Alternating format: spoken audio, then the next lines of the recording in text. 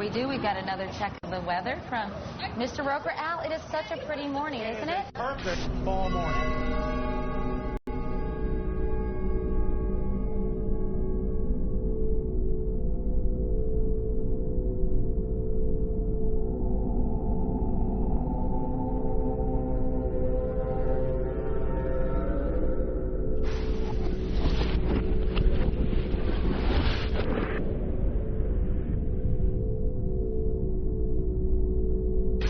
This is an NBC News special report. Here is Tom Brokaw. September 11th, the year 2001, a day unlike any other in the long course of American history, a terrorist act of war against this country.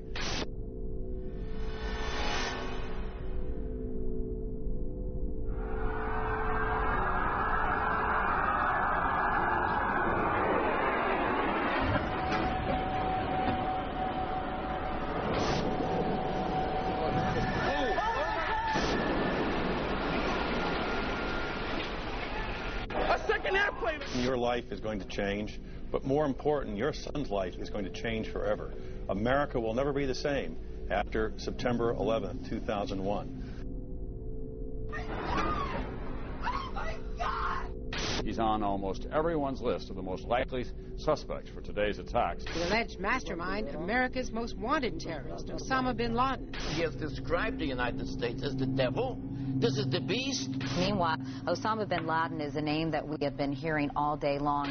They now believe that bin Laden was responsible. I'm told that Osama bin Laden likely deployed more than 50 terrorists. They are now, and I'm quoting here, 90% certain somebody provided the logistical support for this operation, and clearly the only person. Bin Laden comes to mind right away, Mr. Bermas. Indeed, he certainly does. Bin Laden. This is his M.O. We have to look to the Middle East. We have to look to Osama bin Laden. Osama bin Laden. Osama bin Laden. Bin Laden. Osama bin Laden. Osama bin Laden. Remember, 24 hours ago, it was the Bush tax cut, the Bush budget, the Bush economy. You don't hear any of that tonight. It's America's enemy. America's under attack.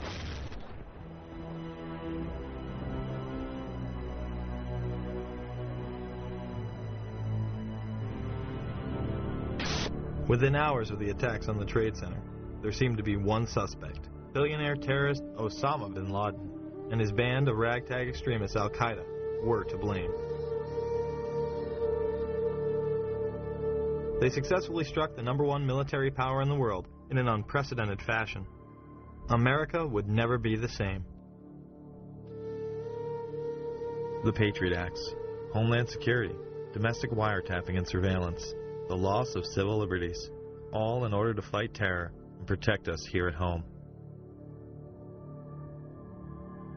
Is Osama bin Laden really responsible for the attacks of September 11th? If so, why can't we apprehend him? Did you know the FBI does not list 9/11 as one of bin Laden's crimes? Why not? According to Rex Toome, Chief of Investigative Publicity for the FBI, it is because there is no hard evidence linking bin Laden to the attacks. If that is the case, how could the 9/11 Commission conclude it was the work of 19 radical Muslims from the Middle East, under the direction of Khalid Sheikh Mohammed and Osama bin Laden? Bin Laden has been universally blamed for 9/11, but if one takes a closer look at the available evidence, it points to a much darker power. 7 years later, what evidence has been gathered? Let's begin with the hijackers. Many of them were actually trained within U.S. military bases. On September 15, 2001, Newsweek reported that U.S. military sources have given information that suggests 5 of the alleged hijackers received training at secure U.S. military installations in the 90s. Saeed al-Ghamdi, Ahmed al-Nami, and Ahmed al-Ghamdi listed their address on driver's licenses and car registrations as the Naval Air Station in Pensacola, Florida.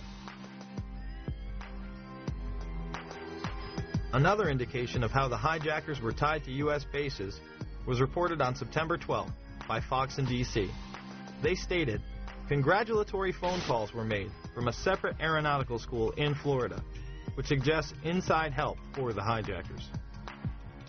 Now, here at Embry-Riddle School in Daytona Beach, investigators say that they did indeed intercept cell phone calls that originated out of here, calls that were congratulatory after yesterday's attacks, calls the feds say were made by terrorist sympathizers here in Daytona as well as in Broward County.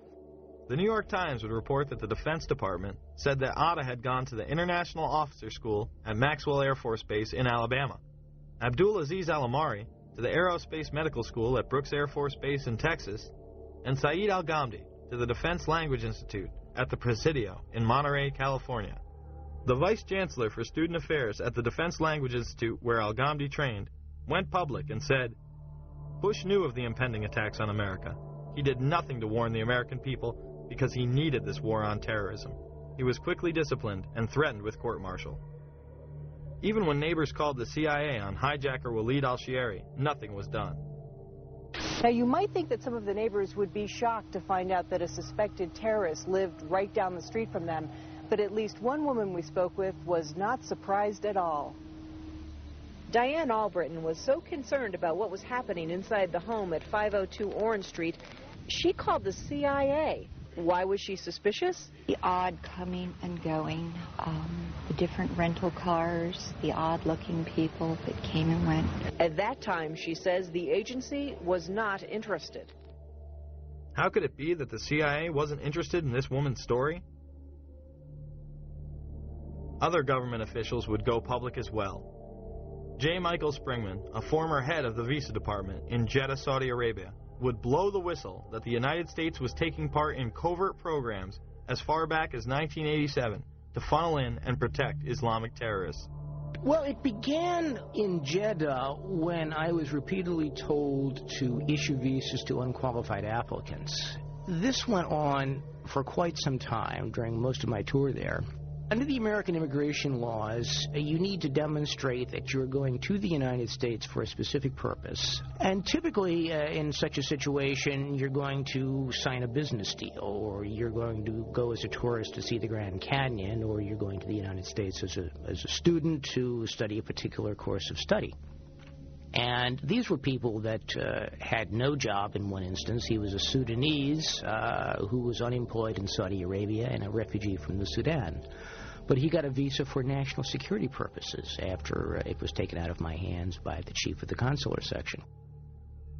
At basis, though, I really think that these were more CIA assets, people that were recruited, like all of the folks I've been issuing visas to a couple of years previously. And these people were tools to be done for a job. Well, the visas issued to the hijackers in Jeddah came about as a result of it being a CIA consulate. It was the fifth largest visa issuing post in the Middle East. It was pretty much a closed system, and they simply brought them through there, knowing that they would be protected by the agency, that people would get their visas, or if they didn't get the visas, they could be made to be given visas. Once I got back to the United States and was out of the Foreign Service, I ran across a couple of people with ties to the American government that told me another story, that the CIA was recruiting fighters for the Afghan war against the then Soviets, and that their asset, Osama bin Laden, was working with them. In the early 1980s, bin Laden worked with operatives from U.S. intelligence, the Pakistani military, and Arab states. They ran a wide-ranging covert network that recruited and financed Muslim fighters to battle the Soviet army. It is now known that Osama bin Laden was a CIA asset under the codename Tim Osman. Bin Laden would use this handle when he would visit the States. The relationship between bin Laden and the CIA was essentially he was one of their assets, one of the people they could turn to for help if they had questions. If they wanted somebody recruited, if they wanted somebody sent somewhere, if they wanted information, if they wanted something done, they went to bin Laden. Bin Laden isn't wanted by the FBI, and he was on a CIA payroll? Is he the brutal Islamic terrorist we have been led to believe, or a mere frontman? My question was, is it not true that the United States government paid $300 million to the bin Laden family for the construction of the military camps? At that point, then the person who was testifying had no choice but to admit, yes, that the money had gone to the bin Laden family for the construction of those military training facilities in Afghanistan. However, he added that none of that money went to bin Laden himself. Of course, it was a joke. Osama wasn't the only one working with U.S. intelligence. Hijackers also had ties to federal agencies. Alleged terrorists Khalid al-Mihdhar and Nawaf al-Zahami lived with and rented from an FBI informant. The New York Times stated on October 6, 2002, the Federal Bureau of Investigation had a confidential informer who rented rooms in California to 2 of the September 11th hijackers. But the Bureau is resisting a request from the Congressional Committee investigating the attacks to interview the informer and his FBI handler. Several members of the FBI had their investigations into terrorism impeded and shut down, especially when they got close to bin Laden. John O'Neill was the FBI counter-terror chief responsible for the investigation into Osama bin Laden. On August 22, 2001, after claims of repeated obstruction of his investigations into Saudi funding, O'Neill left the FBI.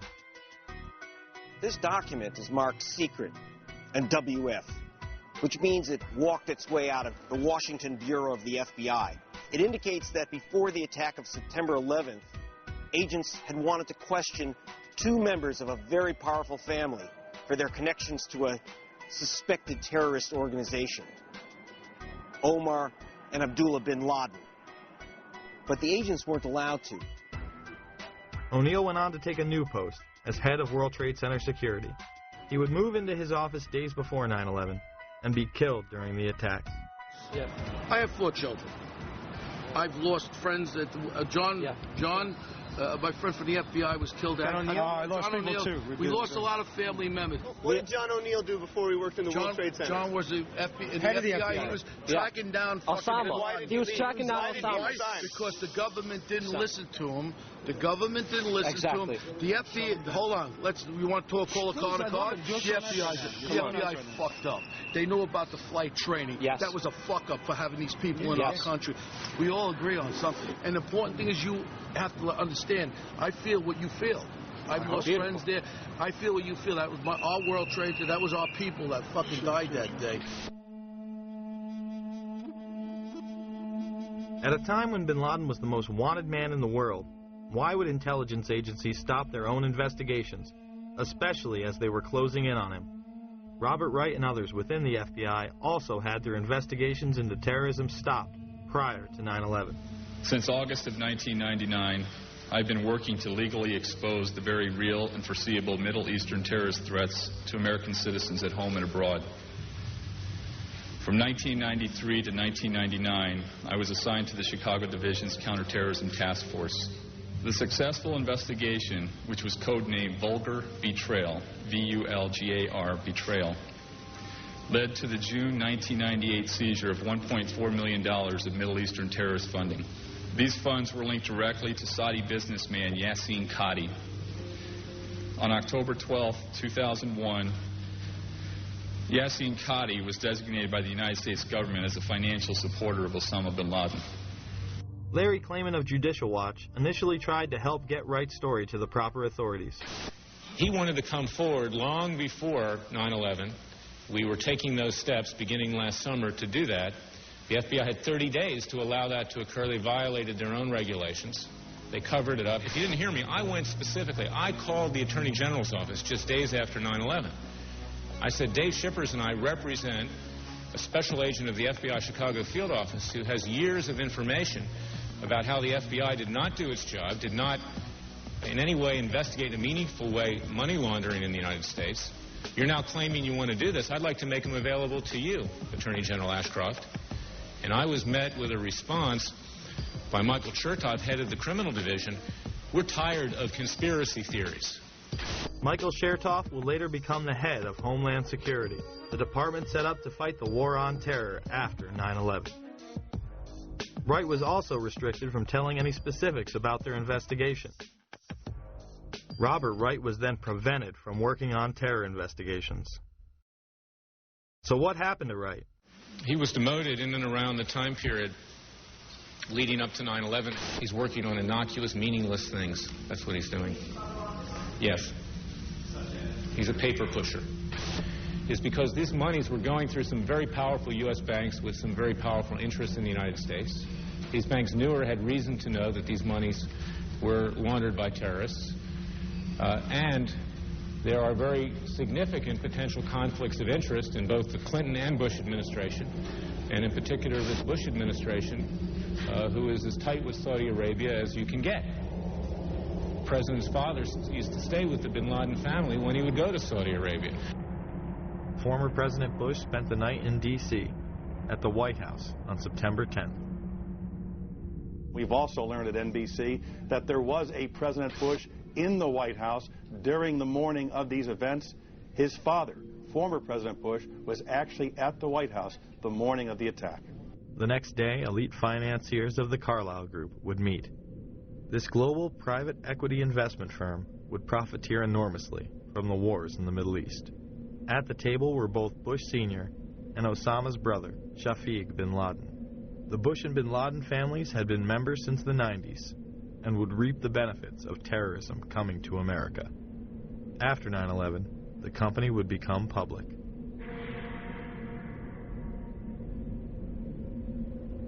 All I do agree with you is on one thing. Fucking Bush and Clinton with their relationship with Saudi fucking Arabia. Yes. I agree with you. They're kissing their asses like that. That's bullshit. Because they're sucked up, and that family that took off, that's a fucking crime. The family Mr. Deedle is referring to is, of course, the bin Ladens. While all domestic flights were grounded, suspects closest to the supposed mastermind behind 9/11 were allowed to leave on chartered flights.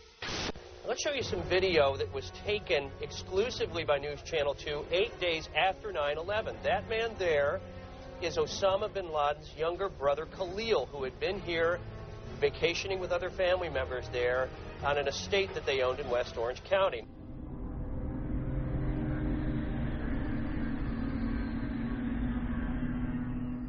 Now I guess we can safely say that there were people within the FBI and other agencies who actively protected and aided the alleged terrorists.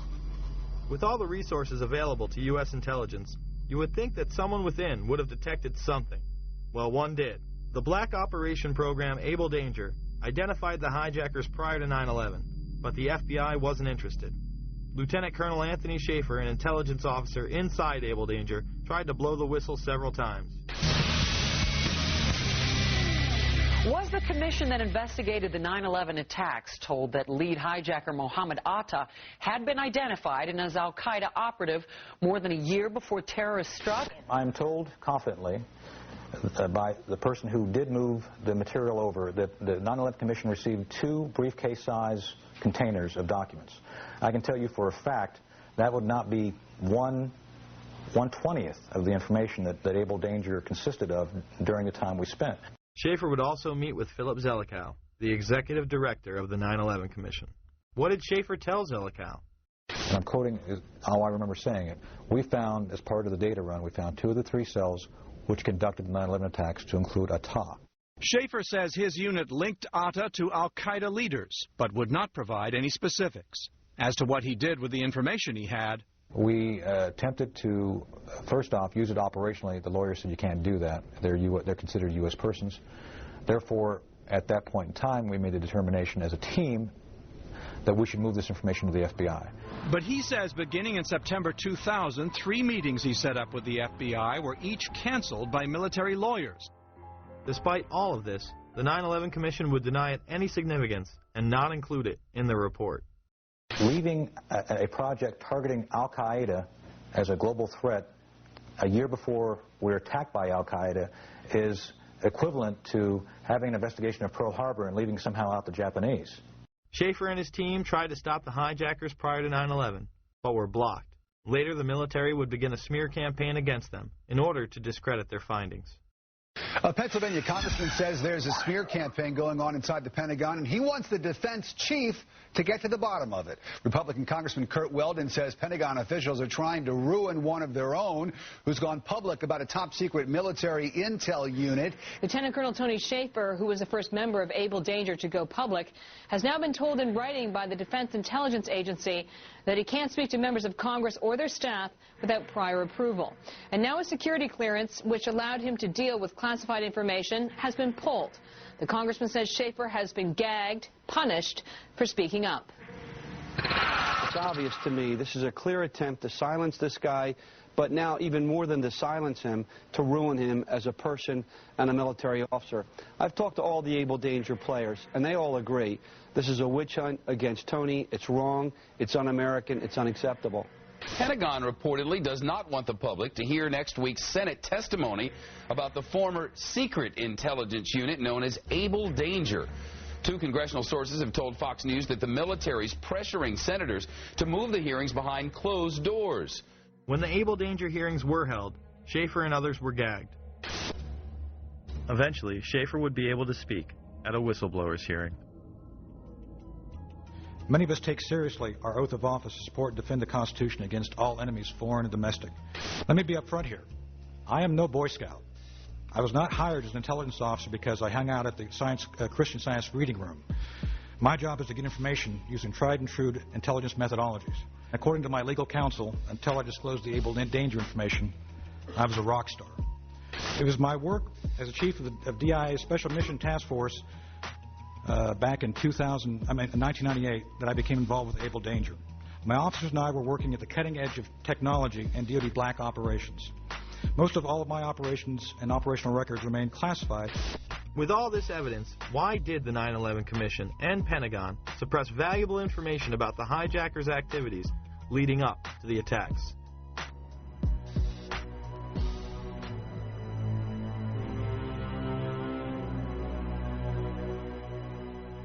It was widely reported that men had been celebrating the attack after recording the first plane strike. They were not Al-Qaeda, but they were detained. I grabbed my binoculars and I could see the towers from my window. And this is where I'm looking. And all of a sudden, down there, I see this van park. And I see three guys on top of the van. And I could see that they were like happy. You know, they didn't look shocked to me. You know, they didn't look shocked. There was a group of Israelis, some of whom later were revealed as Mossad assets, who were arrested after cheering and high-fiving and videotaping the crash of the airplanes into the World Trade Towers. Several other men were detained after a van full of explosives was stopped outside of Manhattan. Earlier, we had heard that an FBI spokesperson said that there was a report on the George Washington Bridge, which is another facility which you folks are responsible for policing, a report that there had been a van stopped there that had explosives. Asked this week about another sprawling investigation and the detention of 60 Israelis since September 11th, the Bush administration treated the questions like hot potatoes. I would just refer you to the Department of Justice with it. I'm not familiar with the report. I'm aware that some Israeli citizens have been detained. With respect to why they are being detained and the other aspects of your question, whether it's because they are in intelligence services or what they were doing, I will defer to the Department of Justice and the FBI to answer that. On March 6, 2002, a draft report from the DEA said it may well be an organized intelligence gathering activity. Despite all of this, all the Israelis were let go without any espionage charges being filed. Fox News anchors Britt Hume and Carl Cameron would do a 4-part investigation into these allegations in December of 2001 and yield stunning results. It has been more than 16 years since a civilian working for the Navy was charged with passing secrets to Israel. Jonathan Pollard pled guilty to conspiracy to commit espionage and is serving a life sentence. At first, Israeli leaders claimed Pollard was part of a rogue operation, but later took responsibility for his work. Now, Fox News has learned some U.S. investigators believe that there are Israelis again very much engaged in spying in and on the U.S. Since September 11th, more than 60 Israelis have been arrested or detained, either under the new Patriot anti-terrorism law or for immigration violations. A handful of active Israeli military were among those detained, according to investigators, who say some of the detainees also failed polygraph questions when asked about alleged surveillance activities against and in the United States. Investigators suspect that the Israelis may have gathered intelligence about the attacks in advance and not shared it. A highly placed investigator said there are, quote, tie-ins.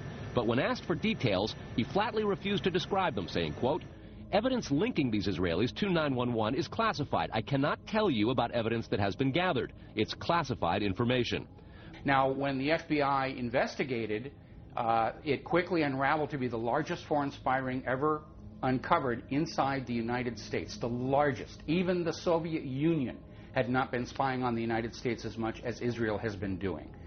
So the FBI started to round up these spies. They started to arrest them very quietly, and they were about halfway through this process of rounding up this spy ring when 9/11 happened.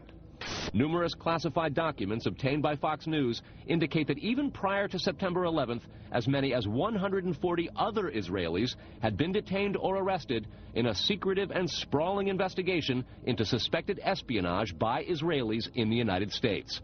Investigators from numerous government agencies are part of a working group that's been compiling evidence since the mid-90s. These documents detail hundreds of incidents in cities and towns across the country that investigators say, quote, may well be an organized intelligence gathering activity. The first part of the investigation focuses on Israelis who say they are art students from the University of Jerusalem and Bezalel Academy. Documents say they, quote, targeted and penetrated military bases, the DEA, FBI, and dozens of other government facilities, and even secret offices and unlisted private homes of law enforcement and intelligence personnel. The majority of those questioned, quote, stated they served in military intelligence, electronic surveillance intercept, and or explosive ordnance units. Why would Israelis spy in and on the U.S.? A General Accounting Office investigation referred to Israel as Country A and said, quote, according to a U.S. intelligence agency, the government of Country A conducts the most aggressive espionage operation against the U.S. of any U.S. ally.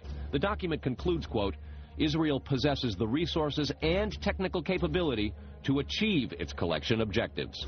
What about this question of advanced knowledge of what was going to happen on 9/11? How clear are investigators that some Israeli agents may have known something? Well, it's very explosive information, obviously, and there's a great deal of evidence that they say they have collected, none of it necessarily conclusive. It's more when they put it all together. A bigger question, they say, is how could they not have known? Almost a direct quote, Brett. It is now apparent that this intelligence ring was inside the U.S., had prior knowledge of 9/11, and had a classified role in 9/11, which officials refused to discuss. It was also able to penetrate U.S. intelligence agencies and secret offices, yet all were released.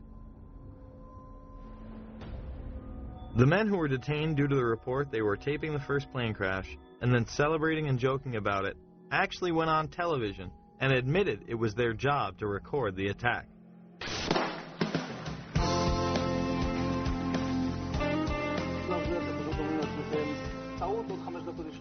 And at that point, we were taken for another round of questioning, this time related to our allegedly being members of Mossad. The fact of the matter is, we are coming from a country that experiences terror daily. Our purpose was to document the event. How could they have known about the attack? And who sent them to document it? The evidence points to a large intelligence network inside the United States that had teams on the ground, such as the ones recording the attack, and electronic surveillance teams gathering information. Another team who was involved that day detonated explosives on the ground.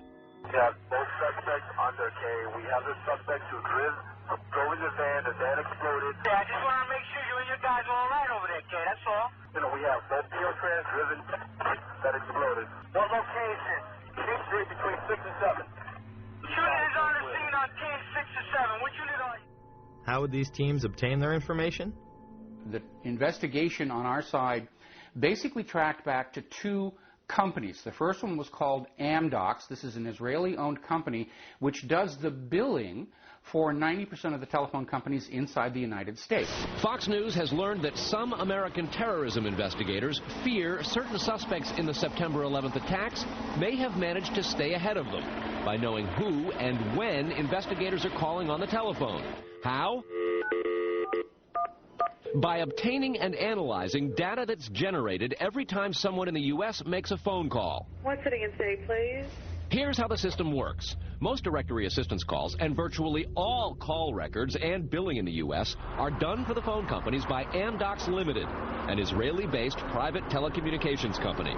Amdocs has contracts with the 25 biggest phone companies in America and more worldwide. It is virtually impossible to make a call on normal phones without generating an Amdocs record of it.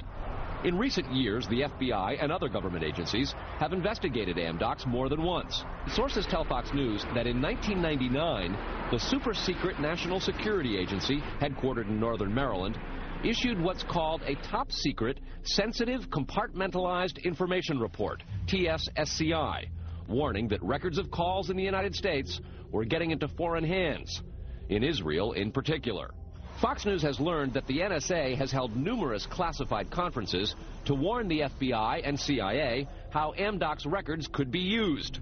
So if you know the name of a police officer, or even if you know the name just of an informant, you can follow that network of who is talking to who and basically determine that whole association of names and contacts that represent that unit of operation. Fox News has documents of a 1997 drug trafficking case in Los Angeles in which telephone information, the types that Amdocs collects, was used to, quote, completely compromise the communications of the FBI, the Secret Service, the DEA, and the LAPD.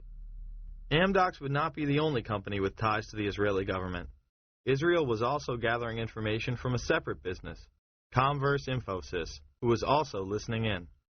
This company, inside the United States, installs and maintains the phone tapping equipment that law enforcement and the government use to eavesdrop on your phone calls. The company is Converse Infosys, a subsidiary of an Israeli-run private telecommunications firm with offices throughout the U.S. It provides wiretapping equipment for law enforcement. Here's how wiretapping works in the U.S. Every time you make a call, it passes through the nation's elaborate network of switchers and routers run by the phone companies. Custom computers and software made by companies like Converse are tied into that network to intercept, record, and store the wiretapped calls, and at the same time transmit them to investigators. We know we just had this FISA bill go through that granted immunity to the telecom companies. It was Converse Infosystem that was setting up all these special rooms and all the switching centers where the law enforcement or the government or whoever could simply push a button and listen to your phone call. Gone are the days of the little alligator clips and wires needed to eavesdrop on a phone call. They can sit in a room anywhere in America, touch a few buttons, and listen to your phone calls. But the complaint about this system is that the wiretap computer programs made by Converse have, in effect, a back door through which wiretaps themselves can be intercepted by unauthorized parties. Adding to the suspicions is the fact that in Israel, Converse works closely with the Israeli government and under special programs gets reimbursed for up to 50% of its research and development costs by the Israeli Ministry of Industry and Trade. But investigators within the DEA, INS, and FBI have all told Fox News that to pursue or even suggest Israeli spying through Converse is considered career suicide. And sources say that while various FBI inquiries into Converse have been conducted over the years, they've been halted before the actual equipment has ever been thoroughly tested for leaks. More to the point, agents within the U.S. government have been told point blank that to even suggest Israeli spying or an Israel link to 9/11 is career suicide. It's been described as the third rail of American politics. If you touch it, you die. You never get to come back again. It's all over. It's the black pit where you can never go. But there is a bitter turf war internally at FBI. It is the FBI's office in Quantico, Virginia, that has jurisdiction over awarding contracts and buying intercept equipment. And for years, they've thrown much of the business to Converse. A handful of former U.S. law enforcement officials involved in awarding Converse government contracts over the years now work for the company. Numerous sources say some of those individuals were asked to leave government service under what knowledgeable sources call troublesome circumstances that remain under administrative review within the Justice Department. And what troubles investigators most, particularly in New York in the counterterrorism investigation of the World Trade Center attack, is that on a number of cases, suspects that they had sought to wiretap and surveil immediately changed their telecommunications processes. They started acting much differently as soon as those supposedly secret wiretaps went into place. Somehow, suspected terrorists who were being surveilled by these very Israelis were able to change their behavior to elude the FBI. Israel's former Prime Minister, Benjamin Netanyahu, would boldly state that we are benefiting from one thing, and that is the attack on the Twin Towers and Pentagon. The United States has wholeheartedly supported essentially state-sponsored terrorism, both domestically in Israel and as part of Israel's foreign policy. The American relationship with Israel is the root cause of most of the problems the United States is facing around the world today. Well, I would say this, that there's one big elephant in the living room. It's never asked about. People don't like to put it on any video or anything like that. But it is the relationship between the United States of America and the State of Israel. It's the fly in the ointment. It's gotten us into a peck of trouble in the Middle East.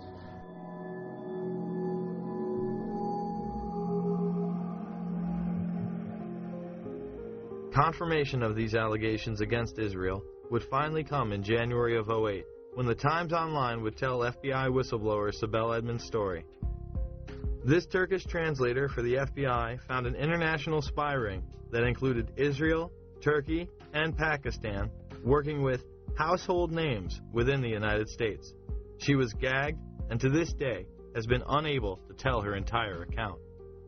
Edmonds stated that one high-level official was aiding foreign operatives against U.S. interests by passing them highly classified information, not only from the State Department, but also from the Pentagon, in exchange for money, position, and political objectives. The article stated that the Turks and Israelis had planted moles in military and academic institutions which handled nuclear technology. The Pakistani operation was led by General Mahmoud Ahmed, then the ISI chief. Intelligence analysts say that the members of the ISI were close to al-Qaeda before and after 9/11. Ahmed was accused of sanctioning a $100,000 wire payment to Mohammed Atta, one of the 9/11 hijackers, immediately before the attacks. Oddly enough, General Ahmed would be in Washington, D.C., meeting with George Tenet, the current director of the CIA, and others, in the weeks before the attacks. In fact, on the morning of 9/11 itself, he would be having breakfast with Senator Bob Graham and Porter Goss. These two men would co-chair the initial congressional investigation, and Goss would later become the head of the CIA. I was trying to make the point that Ahmed didn't hide the fact, when we met with him in Pakistan and when he was in Washington, that he was close to the Taliban, that was his job, to be close to the Taliban. Graham would go on PBS and have this to say. I was surprised at the evidence that there were foreign governments involved in facilitating the activities of at least some of the terrorists in the United States. I am stunned that we have not done a better job of pursuing that to determine if other terrorists received similar support, and even more important, if the infrastructure of a foreign government assisting terrorists still exists. Most of that information is classified, I think overly classified. I believe the American people should know the extent of the challenge that we face in terms of foreign government involvement. In that report, 27 pages would be completely redacted. And do you think that will ever become public? Which countries are talking about? It'll become public at some point when it's turned over to the archives, but that's 20 or 30 years from now. We need to have this information now. Are you suggesting that you are convinced that there was a state sponsor behind 9/11? I think there is very compelling evidence that at least some of the terrorists were assisted, not just in financing, although that was part of it, by a sovereign foreign government. The day after the attacks, it was apparent that some people within the government were aware of the Pakistani funding of al-Qaeda. Secretary Powell, one country you didn't mention was Pakistan, and I understand that your deputy has spoken with the ambassador to Pakistan. Deputy Secretary Armitage did meet with Pakistani officials today. It would be useful to point out to the Pakistani leadership at every level how helpful they might be if we find a basis to act upon that information. Senator Joe Biden, who had also met with the head of the Pakistani ISI, would have harsh words on the Senate floor. And the word should go out to those who pretend that they wish to be our friends, that they're going to have to make some very difficult choices, Pakistan in particular. is going to have to make a very difficult choice very soon. Words will not be sufficient. Actions will be demanded. When Biden was confronted, he confirmed his meeting with Ahmed, saying Pakistani intelligence was indeed funding the Taliban. Sir, one question. In the days following 9/11, you met with the head of Pakistani ISI, General Muhammad Ahmed. It has since come to light that he ordered Saeed Sheikh to wire $100,000 to Muhammad Atta. Why was he allowed to go back to Pakistan, and why wasn't he questioned, and why were you meeting with him? I met with him to deliver a message that if he didn't stop supporting the Taliban, we would take him out. Why did we let him go? We let him fly freely. We never investigated him. We never even looked into him. Look, there's a thing called diplomatic passports. We did not arrest Khrushchev when he came. But he financed the hijackers, and you let him go, and he's free. He hijacked the hijackers. No one knew he financed the hijackers. It's wired. It's reported. He would later state that the information was indeed classified. How did you know the ISI was helping the Taliban, sir? How did you know they were helping them? Is it classified? Pakistan was set up as the silent funding arm of the hijackers. They were used as a launching base for the occupation of Afghanistan. To review, we have just learned that many of the hijackers had ties to U.S. military installations, the FBI, and the CIA. That both Israel and Pakistan have classified roles in 9/11 to this day, and the man who co-chaired the initial investigation into 9/11 stated this information would be classified for at least 20 to 30 years. Virtually none of this information was in the 9/11 Commission report. Instead, you are expected to believe that Osama bin Laden carried out the attacks alone. Yet 2 wars and 7 years later, he's still on the loose. The bipartisan commission was full of insiders who whitewashed the events of that day to the point it was comical. 5 years after the horrors of 9/11, there's a new way to look at those unforgettable images. Through color, caricature, and captions, comic book veterans Ernie Colon and Sid Jacobson have brought to life the 9/11 Commission Report. It took a year and a half to distill 600 pages down to less than 150. When you hear about the idea of the 9/11 Commission Report as essentially a comic book, your first reaction is, what are you, crazy? It's accurate. I mean, the graphic version is accurate. That's what happened. Thomas Keane was the co-chair of the commission with Lee Hamilton. They would write a book together called Without Precedent. In it, he would claim that NORAD and the Pentagon did not tell the truth, and that indictments were considered. If the report itself wasn't accurate, how could the comic book be? Thomas Keane is now traveling the country in order to instruct teachers on how to teach 9/11 to their young, impressionable minds. The 9/11 Commission was such a cover-up that Max Cleland, an appointed member, went off on Wolf Blitzer. A deal announced yesterday between the White House and the Commission investigating the September 11th attacks is proving to be rather controversial. Under the agreement, only certain members of the Commission will be allowed to review classified documents from the White House, and their notes will be subject to administration review. Today, some relatives of people who were killed in the attacks criticized the agreement, and our next guest, who's a member of the commission, claimed the deal is disgusting. Former Georgia Senator Max Cleland, a Democrat, joins me here. Well, you've used the word deal 3 times. I don't think the 9/11 Commission ought to be making deals with our own government under the responsibility we have from the Congress and our responsibility to the American people to get all the facts, and let all the commissioners look at those facts. Now, we've had to subpoena the FAA for those documents. We've had to subpoena NORAD for those documents. I'm in favor of subpoenaing the White House for the documents we need so that all the commissioners can get to see all the documents that we need. That's the only way we can face the American people and the families and say we have done a thorough investigation independently of the White House and the entire executive branch. The President has said only a minority of the Commission can see a minority of the documents, and then they have to clear what they're going to say to the rest of the Commission with the White House. If you're one of those 4 that gets to see these documents, would that change your opinion? No. They don't want any more eyeballs to see their documents than they can possibly get away with. It's a scam. It's absolutely disgusting. Cleland would later resign. Well, they have something to cover up, and the 9/11 Commission, of course, was a master cover-up. We know that. The question is what it was covering up. I don't believe the reports on September 11th put out by the 9/11 Commission or by Congress. I've seen one put out by the 9/11 Commission, and it was basically hundreds of pages of nothing. It was very generic. It was very indirect, indistinct, devoid of facts, devoid of hard positions. It was things like mistakes were made. We need to improve human intelligence. This is nothing. I mean, it's like, yes, I stand for truth, justice, and the American way. But it was vapid. It was a waste of time and money, but gives the impression that, oh, yes, the government is doing something. The government is studying the issue. Well, what makes me really disappointed, and that's an understatement, is that Congress's role is oversight.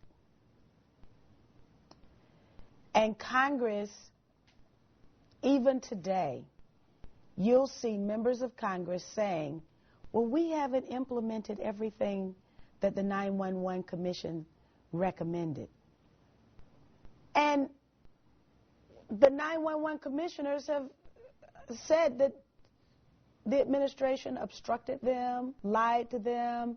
The staff statements were described by various commissioners to be an indictment of the FBI in particular, but also an indictment of the CIA. I don't think the chairman and I have ever characterized the staff statements as an indictment. It's possible others have done that. We have not. And Tom and I have heard repeated praises from people in your business, in the media business, thanking us for the quality of those statements. I would second that, and by the way, I never, ever would correct the vice chairman, but I'm afraid I did characterize one of those statements as an indictment. So how can you start with a document that you know is false and take that to the American people as a document by which Congress's accomplishments should be measured? Dennis Kucinich would present 35 articles of impeachment against the Bush administration in June of 2008. He would stand before the House for almost 3 hours before reading the last few articles, which were regarding 9/11. He alleged that the administration had not acted on specific warnings prior to 9/11, that they had attempted to cover this information up, and they had tried to stop any commission from being organized in regards to investigating the attack. Article 33.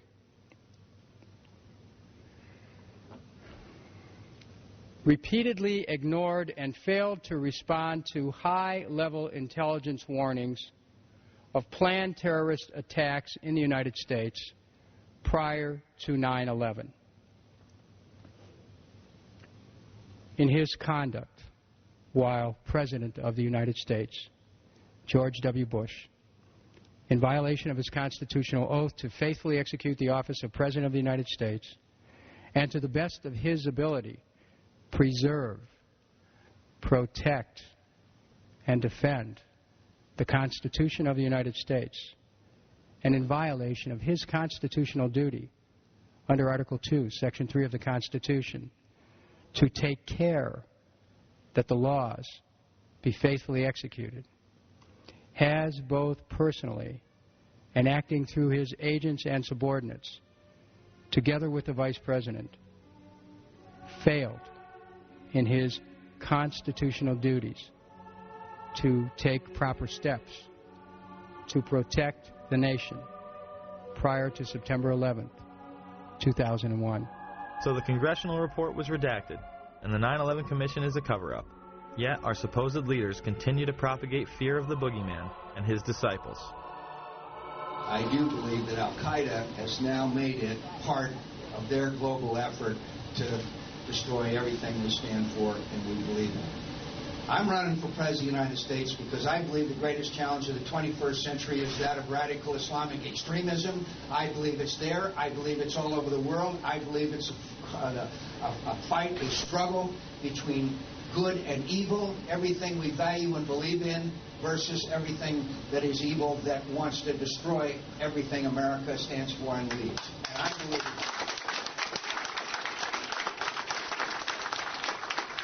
it was an Osama bin Laden job with 19 people from Saudi Arabia.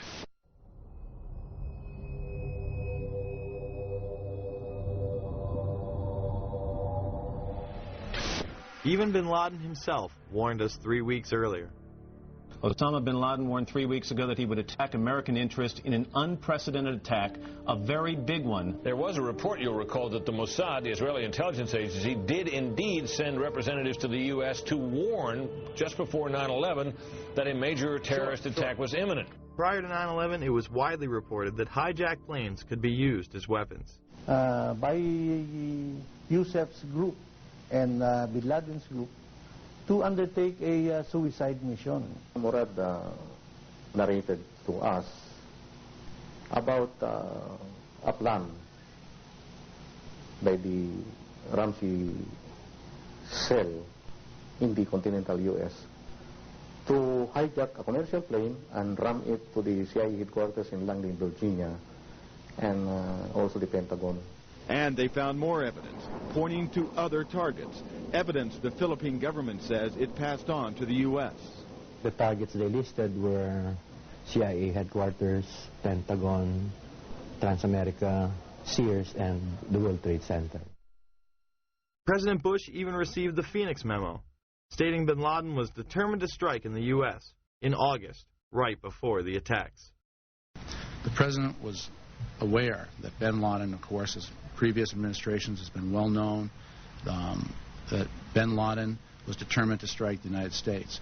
In fact, the label on the president's, the PDB, was bin Laden determined to strike the United States. On August 6, 2001, President Bush was presented a President's Daily Brief article titled, "Bin Laden Determined to Strike in U.S."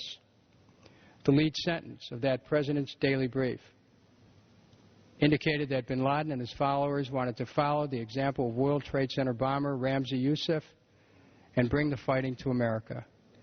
The article cited a more sensational threat, reporting that bin Laden wanted to hijack a U.S. aircraft. The President's Daily Brief item included information from the FBI indicating patterns of suspicious activity in this country, consistent with preparations for hijackings. The president broke his silence today about the revelations earlier this week that he had been briefed before September 11th about a possible al-Qaeda hijacking plot. The comments took place in the White House South Lawn setting where the press could not ask questions. While he was honoring the Air Force football team, his comments diverted to what has become topic A in Washington. You know what's interesting about Washington? It's a town, unfortunately, it's the kind of place where second guessing has become second nature. What I want to say to my Democratic friends in the Congress is that they need to be very cautious not to seek political advantage by making incendiary suggestions, as were made by some today, that the White House had advance information that would have prevented the tragic attacks of 9/11. Clark confirms that in June, July, and August 2001, the Central Intelligence Agency warned the President in daily briefings of unprecedented indications that a major al-Qaeda attack was going to happen against the United States. It was so well known that the United States had done several drills with this exact scenario prior to 9/11. We're going to take a closer look tonight at another example of where, despite the conventional wisdom, there were people in the United States who actually were preparing to defend against the kind of attacks which occurred here on 9/11. The North American Aerospace Defense Command, NORAD for short, has been defending the skies over the U.S. and Canada for almost 50 years, 46 to be precise. USA Today reports that in the 2 years before the attacks on September the 11th, NORAD conducted exercises using hijacked airliners as weapons. And one target was the World Trade Center. Here's ABC's Brian Ross. President Bush has said again and again that no one could have imagined what Osama bin Laden ordered for September 11th. We knew he hated us. But there was nobody in our government, at least, and I don't think the prior government, that could envision flying airplanes into buildings on such a massive scale. But that turns out not to be true. U.S. military planners did envision and practice those very scenarios.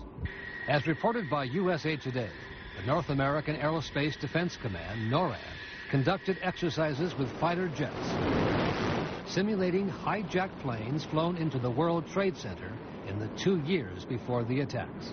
Pentagon planners also envisioned the attack on the Pentagon 5 months before it happened. One of these drills was run on June 1st and 2nd of 2001. Amalgam Virgo was an exercise where multiple attack scenarios would be occurring simultaneously, including attacks from cruise missiles, unmanned aerial vehicles, and hijacked aircraft. The scenario also envisioned a hijacker taking control of a commercial aircraft and slamming it into the nation's capital. The exercises would constantly be monitored by military satellites and planes. Osama bin Laden was the poster boy for this plot, appearing on the cover. Isn't it a fact, sir, that prior to September 11, 2001, NORAD had already in the works plans to simulate in an exercise a simultaneous hijacking of 2 planes in the United States?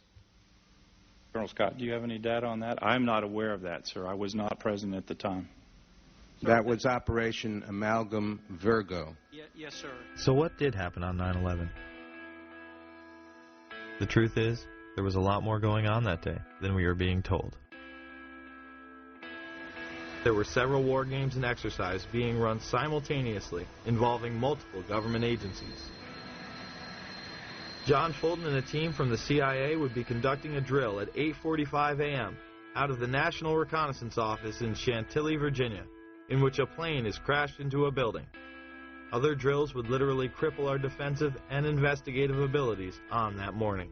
But this very interesting information, Katie, Matt, and Tom, from the FBI, they have been operating a massive exercise from their hostage rescue unit. All of their top teams, about 50 personnel, helicopters, equipment, were in Monterey, California for the last 2 days, scheduled to fly back today commercially.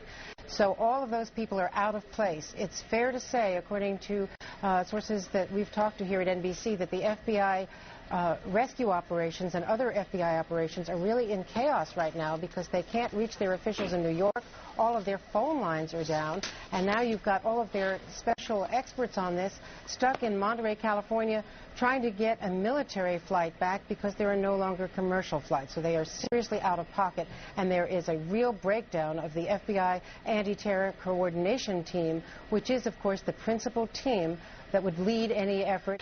I actually found myself in Montana with 50 state emergency managers, the director of FEMA, his top staff at the National Emergency Management Association conference, number of emergency managers from New York State, from Pennsylvania, from Virginia, Maryland, the district, most of New England, made the flight on a C-130 last night. It was one of the only flights across the country, a military aircraft. Northern Vigilance would redirect fighter jets out of the northeastern sector to patrol Canada and Alaska. Vigilant Guardian and Vigilant Warrior were exercises involving hijacked aircraft that would go in and out of radar. These would appear real to those involved. We fought many phantoms that day. We got many aircraft calls inbound that morning that turned out to be phantoms. During that time frame, we had multiple aircraft called hijacked all over the country. These exercises would not cease until after United 93 was brought down and the attacks were over. Open line. Surveillance, Sergeant Richmond. Sergeant Richmond, Sergeant Light from Cheyenne Mountain Test Control. How are you? I'm doing fine. Okay, I need you to terminate all exercise inputs coming to Cheyenne Mountain at this time. Copy. And stay on loop until I verify that the connectivity is disconnected on the exercise side only. Okay, no, do not do any more inputs on the exercise side and stand by. I got Cheyenne Mountain on the line. Terminating all exercise inputs. Grover, see if you didn't know that the exercise. Oh, yes. In fact, more hijackings were thought to be taking place. On the radar scope, and it's not just a video game. It's actually people's lives that you're trying to keep from running into each other.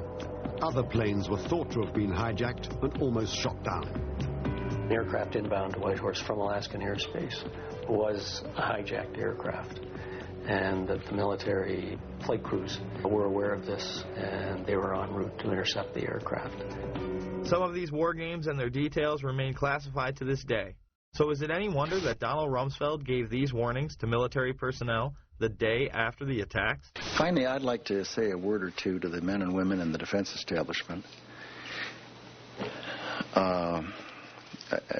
most of whom deal with classified information.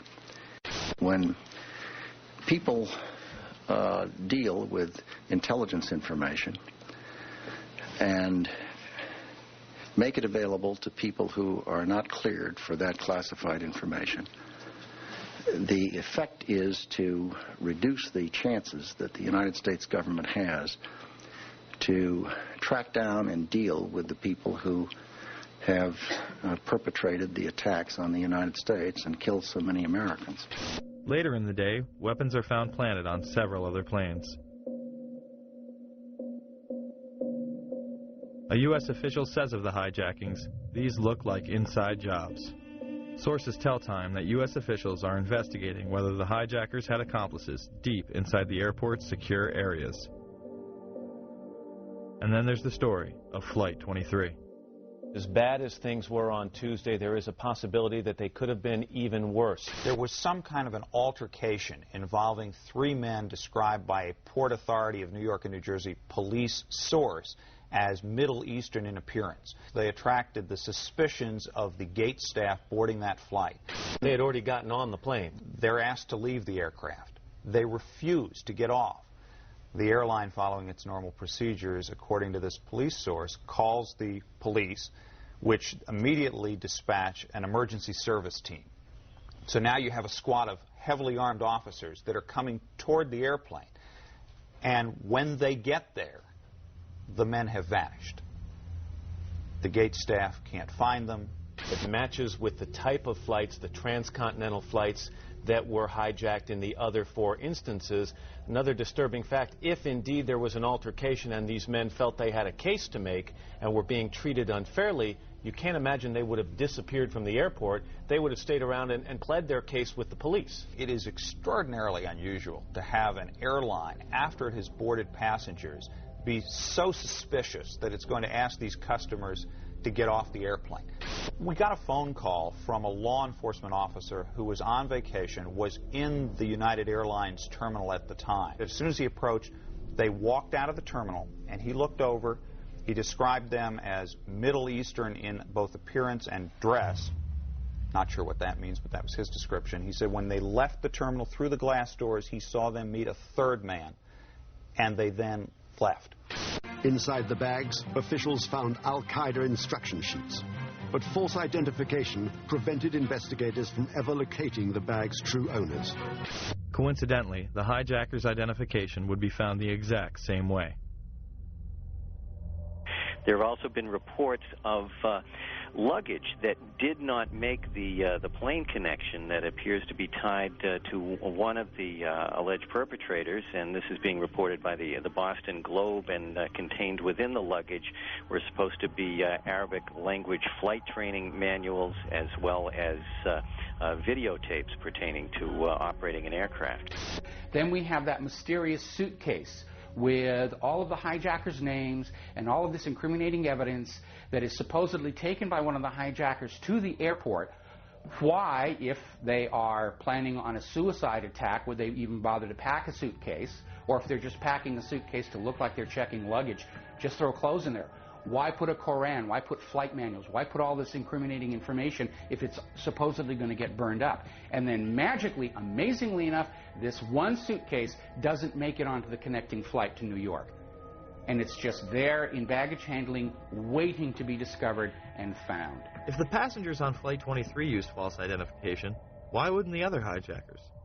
Based on my personal belief and based on the events of that morning, the decision to halt airplanes, in all likelihood, probably precluded other attacks. Atta and 3 others would do dry runs of the attacks before 9/11. Actor James Woods and others on the plane even filed separate reports to the FAA. Again, nothing was done. I was on a flight, without going into the details of what made me suspicious of these 4 men, although it would have been blatantly obvious to the most casual observer, I took it upon myself to go to the flight attendant and ask to speak to the pilot of the plane. The first officer came out. I reported to him that I felt that the 4 men, and I said, can you look over my shoulder and see who I'm talking about? And he said, yeah. I said, I think they're going to hijack this plane. I mean, everything they're doing, and I explained to him these details, which I've been asked to keep private until whatever jurisdiction, whatever trials may take place. Their behavior was such that I felt they were going to hijack the plane. I found out later that not only did he make a report, but the flight attendant also made a report of my suspicions to the FAA. My friend Scott said to me, remember that flight you took in August? I said, yeah, I've been thinking about it all day. He said, well, maybe you should call the FBI. And I said, I'm sure they're being inundated, but I thought it over and I called the local office. 6:45 the next morning, I got a phone call that actually wakes me up, and he said, we want to talk to you about the flight that you took in August. I said, oh, did the manifest match of any of the flights yesterday and my flight? He said, well, we can't tell you that. I said, well, look, I'll get ready and I'll come down to the federal building. He said, we're outside your house. We'll just wait. Wow, 7:15. So this was 7 in the morning. I said, and this is the only funny part of any of this, I said, how did you know where I lived? And there was a pause. He said, we're the FBI. We're the FBI, thank you. So they came in, and I said, look, I'm dying to know, were these the guys? And he said, well, we've had 36,000 tips in one day. And there's 2 of us, and we're going to be at your house all this morning, so you can do the math, but we can't tell you, So since then, I have identified for sure 2 of them as 2 of the terrorists who actually were not on Flight 11, but one was on Flight 175 and one was on Flight 77.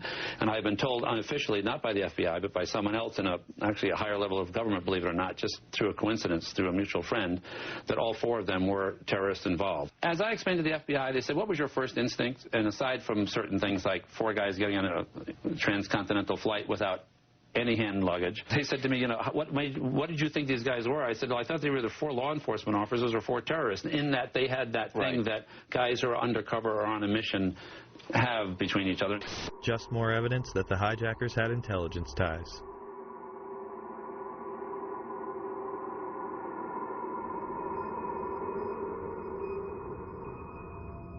There were almost certainly other targets.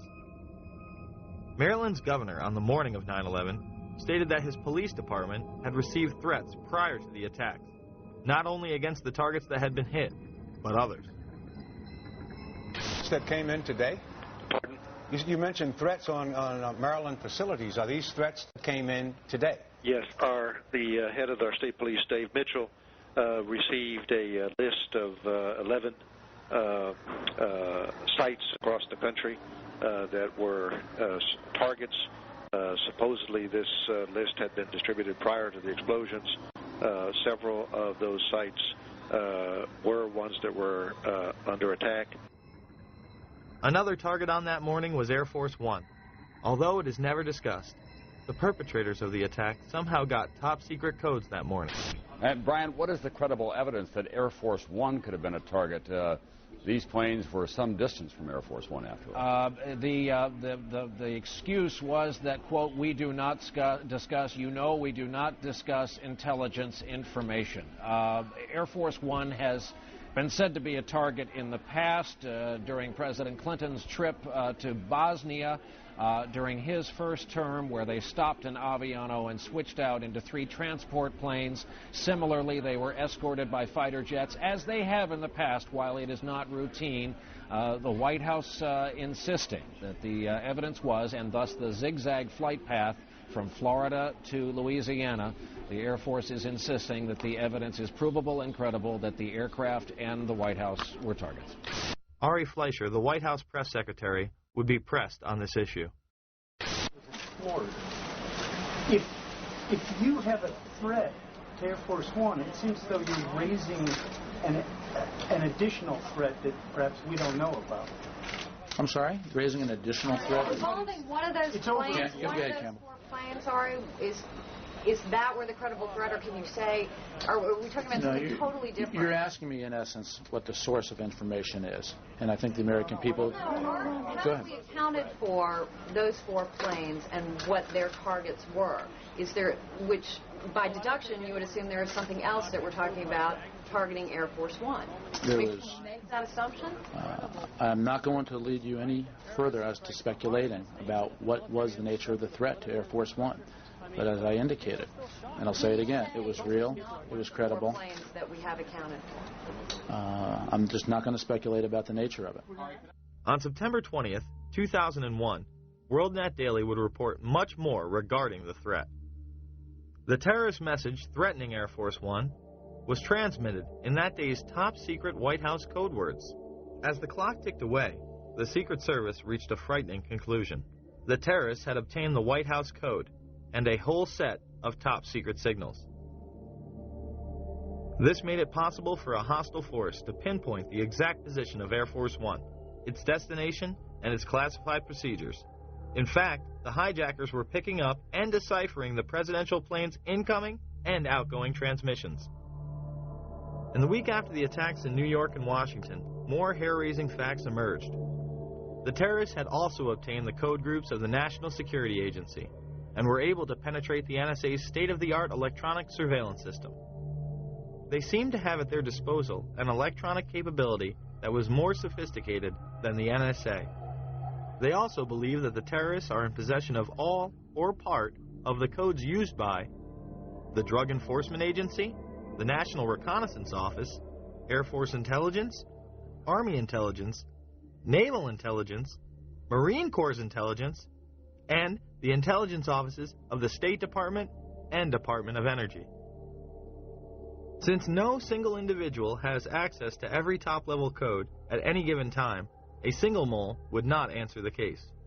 It would have to be a large, widely spread number.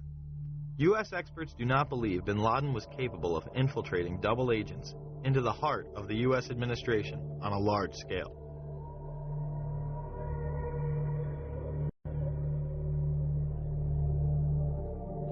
It shouldn't come as a surprise that Global Guardian, a mass Armageddon drill, was in full swing. The drill would pose all sorts of threats, and even mobilize command centers known as doomsday planes that house top military personnel. Although originally scheduled for late October, it was moved up unexpectedly. One of these doomsday planes was on the scene of the Pentagon strike. Now to one of the eeriest moments amid the carnage of 9/11, a mysterious plane was seen flying right over the president's residence. Even some CNN staffers saw it. To this day, it has never been officially explained. Tonight, Chief National Correspondent John King has new details about this great 9/11 mystery. Today, 6 years after 9/11, the mystery endures about just what happened in the skies over the White House that terrible day. A plane flew right over it. But why? And what was it? It appeared overhead just before 10 a.m., a 4-engine jet banking slowly in the nation's most off-limits airspace. About 10 minutes ago, there was a white jet circling overhead. Now, you generally don't see planes in the area over the White House. That is restricted airspace. Two government sources familiar with the incident tell CNN it was a military aircraft, but say the details are classified. This comparison of the CNN video and an official Air Force photo suggests the mystery plane is among the military's most sensitive aircraft, an Air Force E-4B. Note the flag on the tail, the stripe around the fuselage, and the telltale bubble just behind the 747 cockpit area. The E-4B is a state-of-the-art flying command post, built and equipped for one reason, to keep the government running no matter what, even in the event of a nuclear war. The reason it was nicknamed the Doomsday Plane during the Cold War. They exercise this type of thing all of the time, and they simply don't talk about it. So it doesn't surprise me that they are very closed-mouthed about it.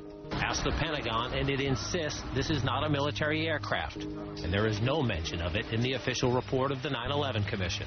But 6 years later, the Pentagon, the Secret Service, and the FAA all say they, at least for public consumption, have no explanation of the giant plane over the president's house, just as the smoke began to rise across the river at the Pentagon. There is also footage of another white mystery plane in the restricted airspace over New York City before the second attack, and as the second plane strikes the World Trade Center.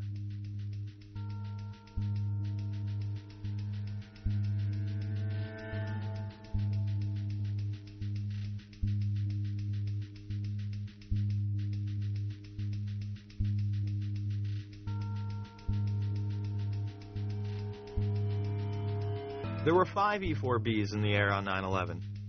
They are part of the continuity of government plans in case of an emergency. This program was launched in the early 80s, headed by none other than George Herbert Walker Bush. Was being made to consolidate continuity of government programs across several major departments of the government under one office, which turned out later to be called the National Program Office. As I understood it, this office fell under the jurisdiction of the Office of the Vice President. Then Vice President George Bush was the first in charge. On 9/11, this program was put into effect. This next one happens a lot these days. It seems like a story that is both reassuring and scary at the same time.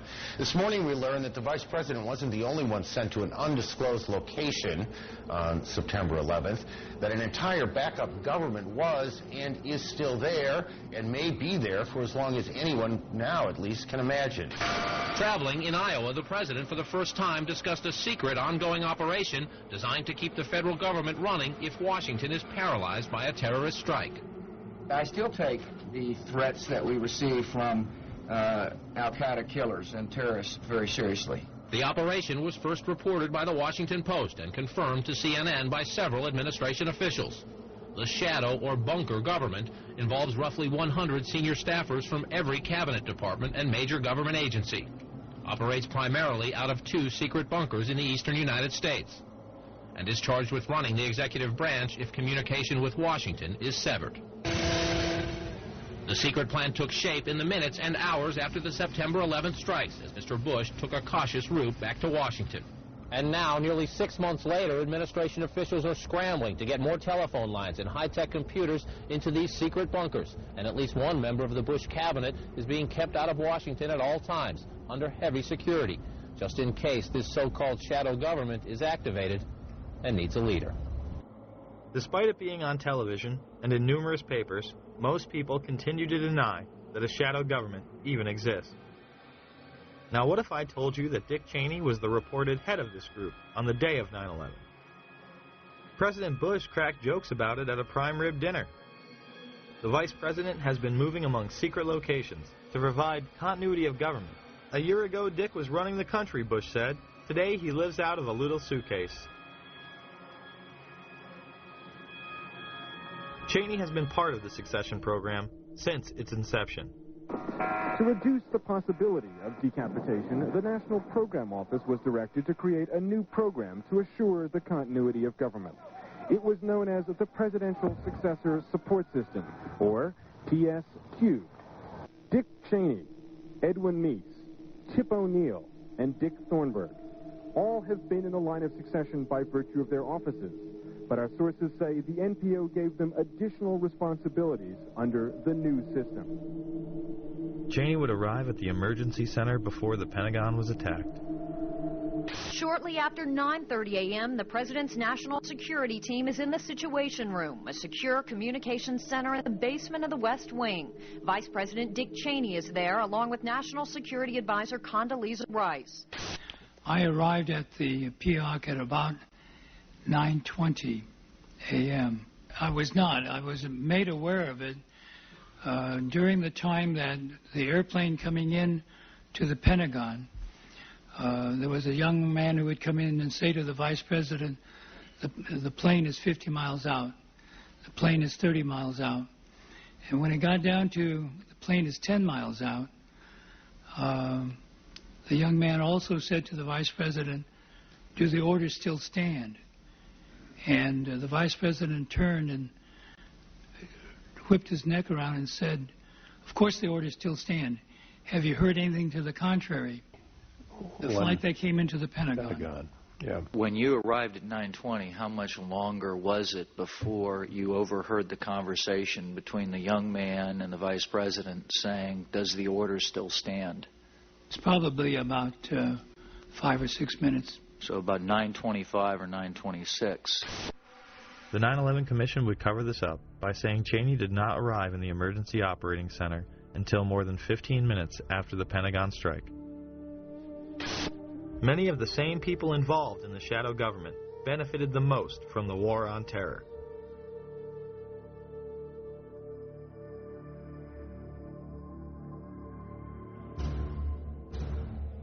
A key hub for intelligence was the Salomon Brothers building, also known as World Trade Center 7.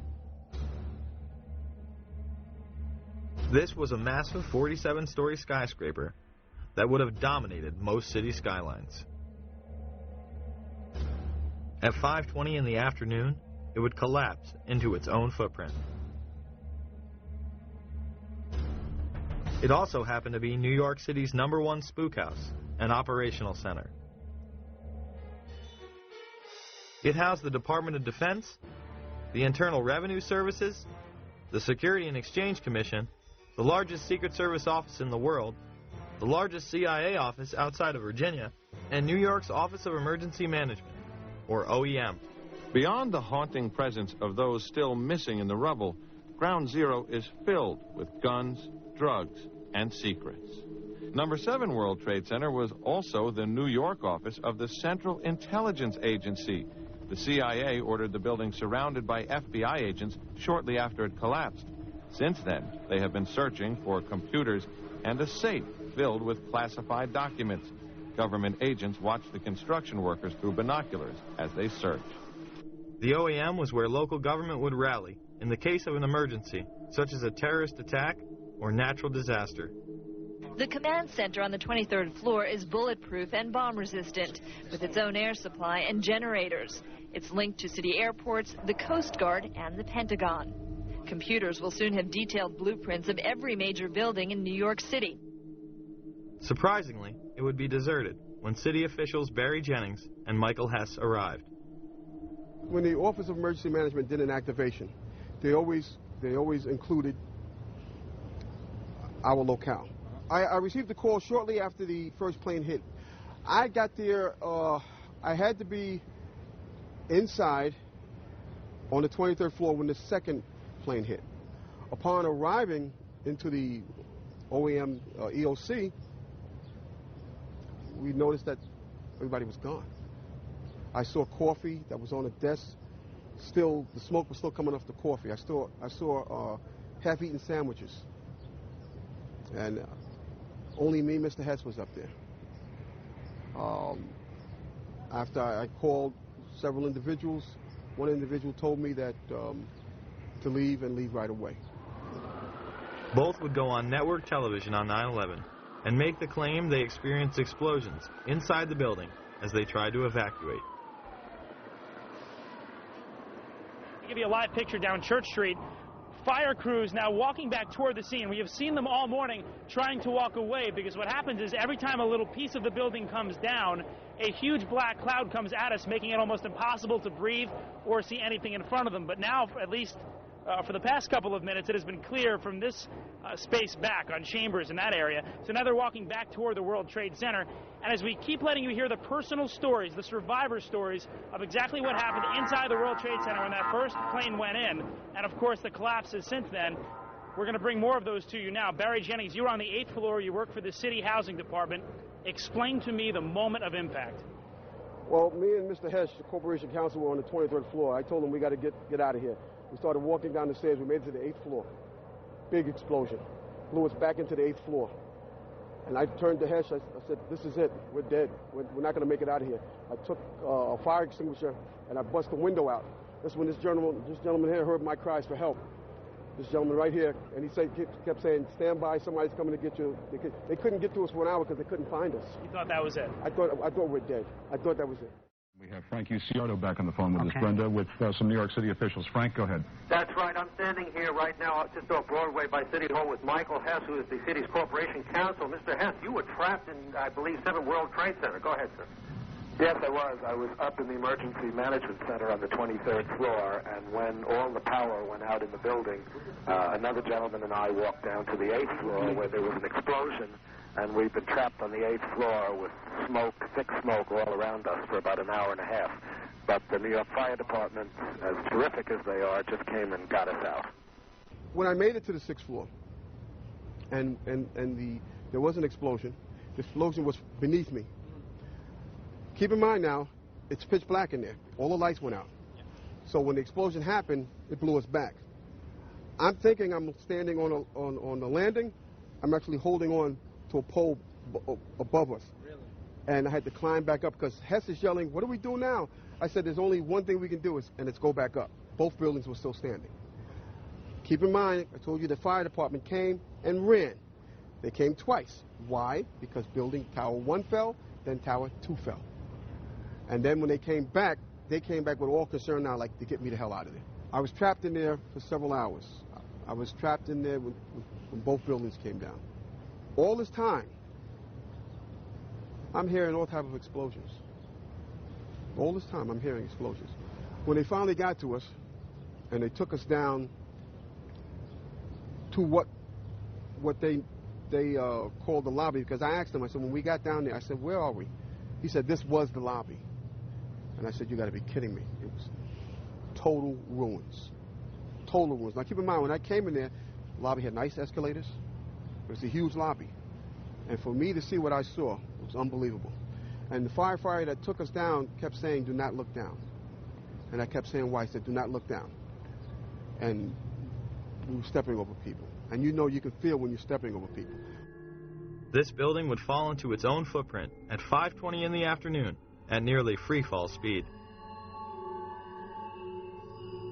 Almost 7 years later, there has still been no official reason given, but some have given the false impression that damage caused by the collapse of the Twin Towers brought 7 down. Despite the fact that no other surrounding buildings acted in this manner.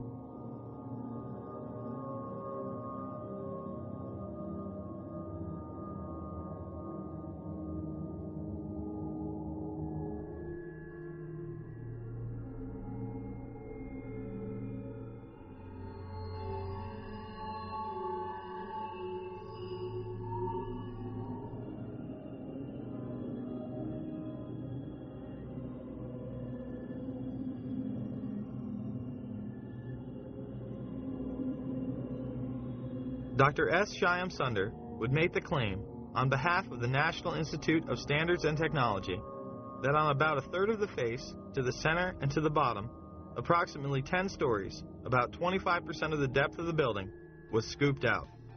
Here is the south face of World Trade Center 7. Does it look like 1/4 of the building is gone?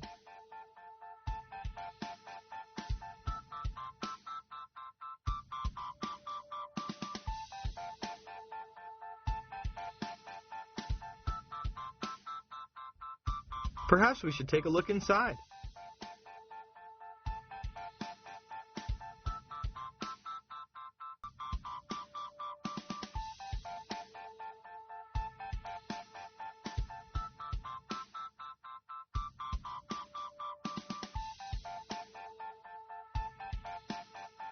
It appears it is not scooped out after all.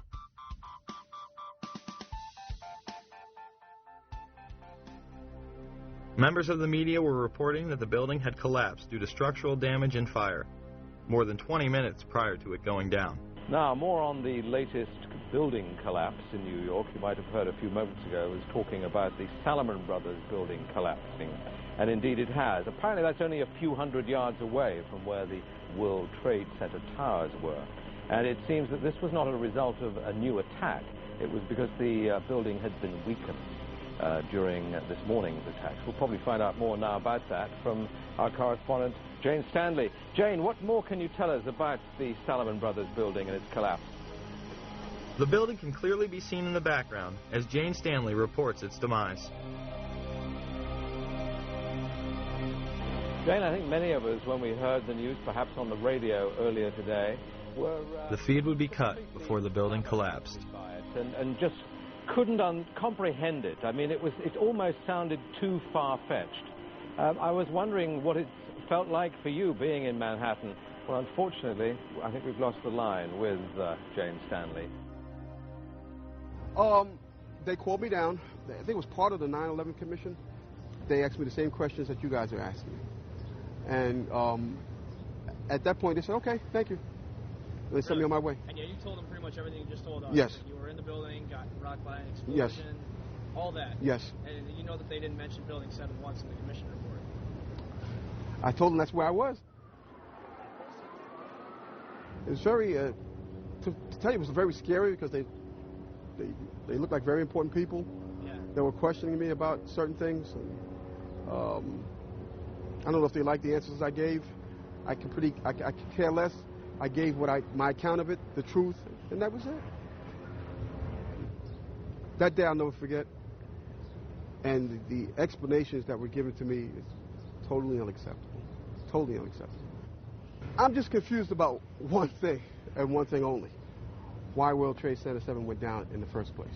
I'm very confused about that. I know what I heard. I heard explosions. The explanation I got was it was the fuel oil tank. I'm an old boiler guy. If it was a fuel oil tank, it would have been one side of the building.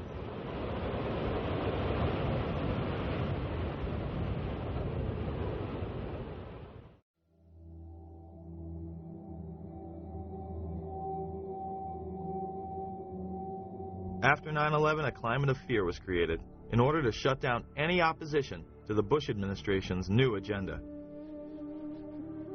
A week after 9/11, anthrax began appearing in the mail. The letters were made to look as though they were the work of Muslim extremists, claiming, "Death to America," and "Allah is great." Now, if you remember, these anthrax letters, they were written to appear to be from semi-literate Muslims, very crude handwriting, all of this, all of that. They really do look more like movie prop letters than real letters. The targets were government buildings, media outlets such as CBS, NBC, the New York Post, and politicians such as Senator Daschle and Leahy, two members of the opposition party. When the FBI tested the anthrax, it was highly refined and weaponized. Colin Powell would go on CNN and deny these allegations. No, I think we've had a lot of stories over the past 4 or 5 days. First, it was weaponized anthrax, then it was highly refined, and then when it was analyzed, it was discovered it was none of the above. The anthrax used in the attacks was identical to that of the Ames strain, which led the investigation to Fort Detrick. An analysis of the anthrax that was sent to Senator Daschle's office shows that this anthrax has a sophistication that leads people to know that it can only be produced by a PhD microbiologist, and it would have to have been done in a small, well-equipped microbiology lab. This appears to be the so-called Ames strain. That was a strain of anthrax that was first isolated almost 50 years ago at a U.S. Department of Agriculture diagnostic lab in Ames, Iowa. What's uncommon about this is that it has been engineered in such a way to be, as they say, readily aerosolized. That means, in effect, that what somebody has done is taken the anthrax spores, added to them some kind of a chemical to get in the way of a normal electrostatic process that causes the spores to clump together. Chemical's been added to declump them, in effect. That makes them very fine. They are able then to be dispersed very readily into the air. The Washington Post would report, genetic fingerprinting studies indicate that the anthrax spores mailed to Capitol Hill are identical to stocks of the deadly bacteria maintained by the U.S. Army since 1980.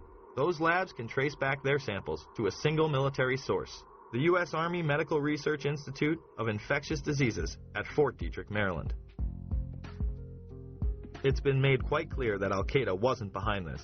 It is a specialized biological weapon only produced by our military in one facility.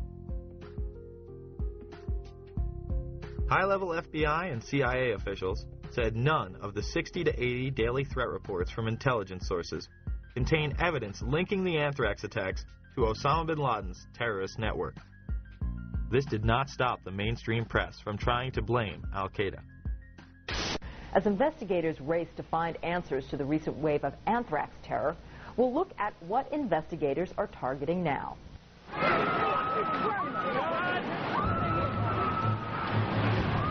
Since September 11th, Americans have been put on alert. This is so terrible. Investigators are trying to ward off more attacks by dissecting the terrorist plan for September 11th, looking for patterns, methods, associates that could reveal what else terrorists had in mind. It was not something smuggled in from Iraq. It was not something smuggled in from any Middle Eastern country.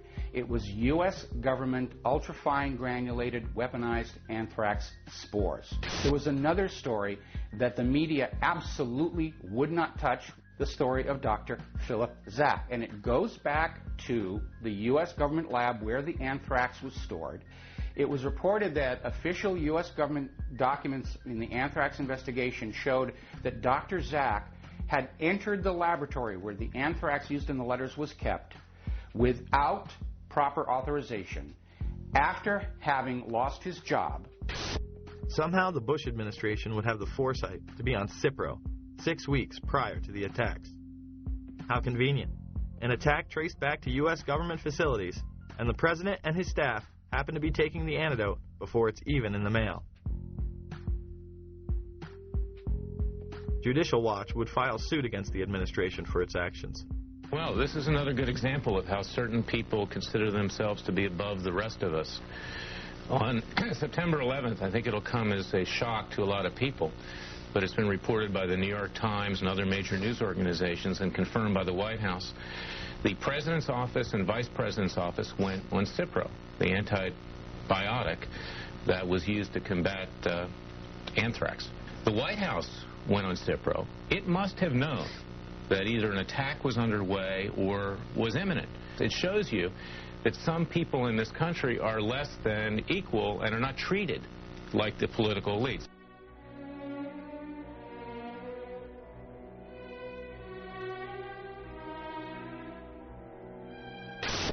"9/11 was an international intelligence operation that included role players within our own government, as well as in the governments of Pakistan, Saudi Arabia, and Israel. Each played a compartmentalized role in order to create a climate of fear and confusion.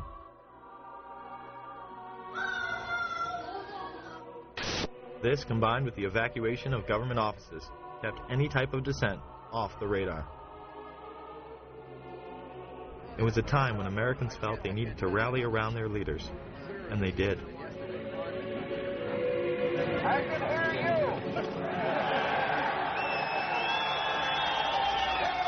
And the people who knock these buildings down will hear all of us soon. Northwest America! USA! USA! USA! The power structure used that unity to pass nightmarish legislation, beginning with the Patriot Act, which was written before 9/11.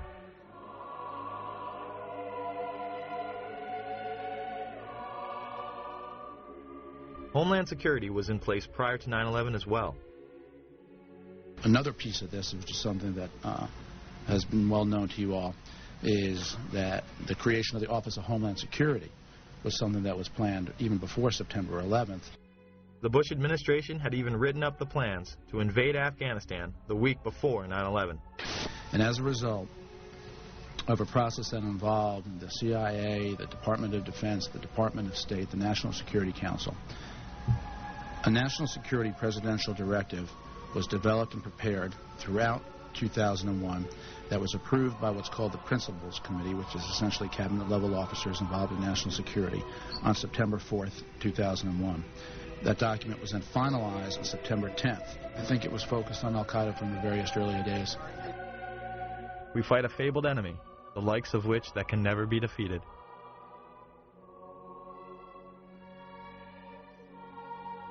The terrorists attacked us and killed 3,000 of our citizens before we started the freedom agenda in the Middle East. They were... What did Iraq have to do with what? The attack on the World Trade Center. Nothing. While an international intelligence cartel wages psychological warfare against we the people on behalf of the global elite. And remember, this is a government that over the years has proven that it can be trusted with these powers. You'd hope, as you mentioned before, that people don't complain about these extra inconveniences because they are simply being put into effect to protect all of us. They masquerade as our saviors, while the media glorifies and indemnifies them. Either you are with us, or you are with the terrorists.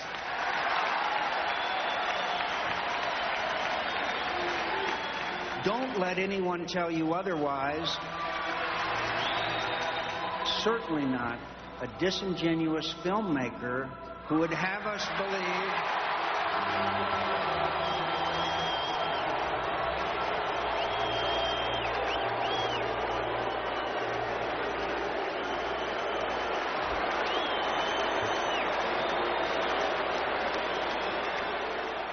The time has come not for a revolution, but a restoration of our Constitution, our Bill of Rights, but most of all, our morality as a people. The question is, will we be able to put our consumerist obsessions aside long enough to make a difference? Can we put down the remote control and hold these tyrants accountable? It's up to us. No more excuses. Thank you.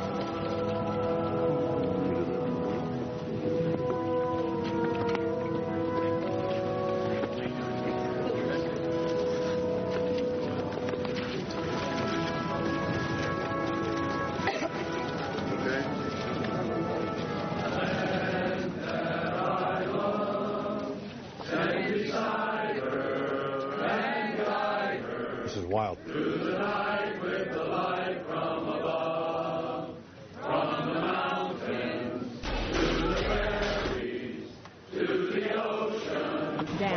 Shouldn't be doing no pictures. Okay, it's NBC News. You understand? It's NBC News. I don't care who it is.